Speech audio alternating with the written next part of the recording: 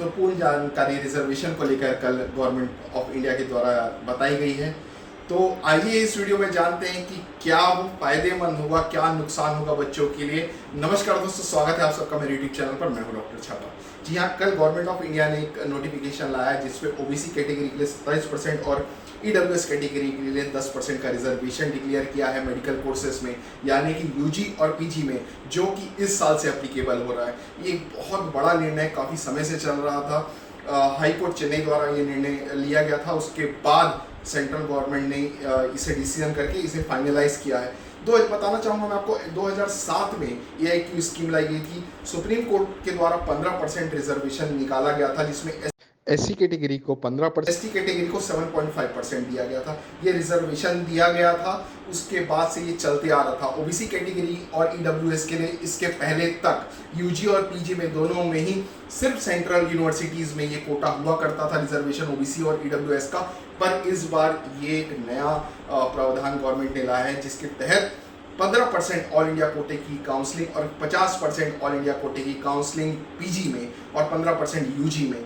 इस दोनों ही रिजर्वेशन में, दोनों में ही ओबीसी को 27% और ईडब्ल्यूएस को 10% रिजर्वेशन दिया जाएगा। एक बात और आपको बताना चाहूँगा मैं, काफ़ी बच्चे इसको लेकर जनरल कैटेगरी के परेशान हो रहे हैं कि आखिर जनरल कैटेगरी में सीट क्या बच रही है और क्या ये उनके साथ नाइंसाफ़ी हो रही है। तो मैं इस बारे में ज़्यादा कुछ नहीं कहूँगा, लेकिन एक बात ये बताना चाहूँगा कि गवर्नमेंट ने जब ईडब्ल्यूएस कैटेगरी निकाली थी तो उसमें क्लियर बताया था कि जो सीटें हैं, यानी कि अगर 150 सीटें अगर यूजी में हैं तो ईडब्ल्यूएस को 10% एक्स्ट्रा सीटें देकर उसमें सीट दी जाएगी।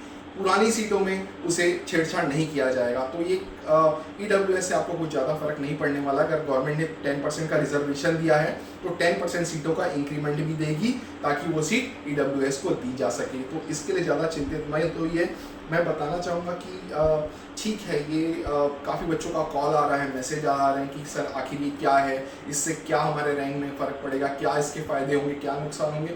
तो मुझे लगता है कि ये अभी बच्चों के लिए सही समय नहीं है। जी हाँ, बिल्कुल, आपकी परीक्षा को मात्र 1 महीने और कुछ दिन बचे हुए हैं, और इस वक्त पे ये सारी चीज़ों के में बात करना, सोचना, ये आपको एक अलग प्रेशराइज देगा। तो ये सारी चीज़ों को बिल्कुल मत सोचिए। और एक बात, ये अब एक बहुत महत्वपूर्ण समय हो चुका है कि आपको काउंसलिंग सोच समझ के करनी होगी। अगर आपको काउंसलिंग की प्रक्रिया नहीं पता है, हम ये नहीं कहते कि आप हमारी हेल्प लीजिए, हम ये नहीं कहते कि आप ज्ञान मांगिए, मैं ये कहता हूँ कि आप किसी भी कंसल्टेंसी से हेल्प लीजिए, लेकिन ज़रूर लीजिए, क्योंकि हम इस फील्ड में एक्सपर्ट हैं, हम ये करते आ रहे हैं। तो अगर आपको काउंसलिंग की प्रक्रिया सही तरीके से नहीं पता है तो बिल्कुल भी आप अपना नुकसान कर सकते हैं इस चीज़ में। तो इस वजह से किसी की हेल्प जरूर लें। अब ये प्रोसेस और ट्रिकी होते जा रहा है समय के साथ साथ। जनरल कैटेगरी वालों को समझना पड़ेगा कि कैसे उन्हें कैसे करना है, ओबीसी को समझना पड़ेगा कि कैसे उसका लाभ लेना है, ईडब्ल्यूएस को समझना पड़ेगा कि आखिर कैसे इसका लाभ लेना है। ऐसे ही महत्वपूर्ण जानकारियां मैं आपके बीच लाते रहूंगा। आप मेरे इस चैनल को सब्सक्राइब कर लीजिए ताकि आप तक ये जानकारियां पहुंचा सकूं मैं।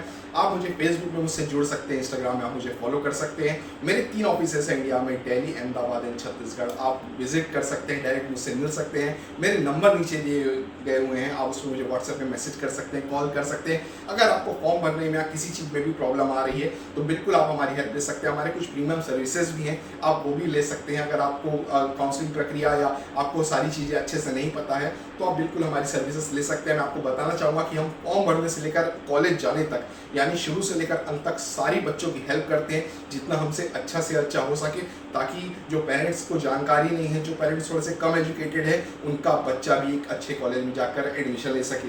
काउंसलिंग करना कोई बहुत बड़ी बात नहीं है, लेकिन काउंसलिंग में सही कॉलेज, किस कॉलेज में अच्छे पेशेंट्स हैं, कौन से कॉलेज का लोकेशन अच्छा है, किस कॉलेज की फैकल्टीज़ अच्छी है, सारी चीज़ों को जानना भी बहुत इंपॉर्टेंट है। आप सिर्फ काउंसलिंग अच्छे नंबर ला के काउंसलिंग करके सीट ले लिए, ये कोई बहुत बड़ी बात नहीं है, लेकिन एक अच्छी जगह पर एडमिशन लेना, एक सही तरीके से जाना, ये बहुत बड़ी बात है। इसके लिए आप हमारी सर्विसेज ले सकते हैं और जुड़े रहिए हमसे, ताकि हम ऐसे अच्छे वीडियो आप तक ला सकें।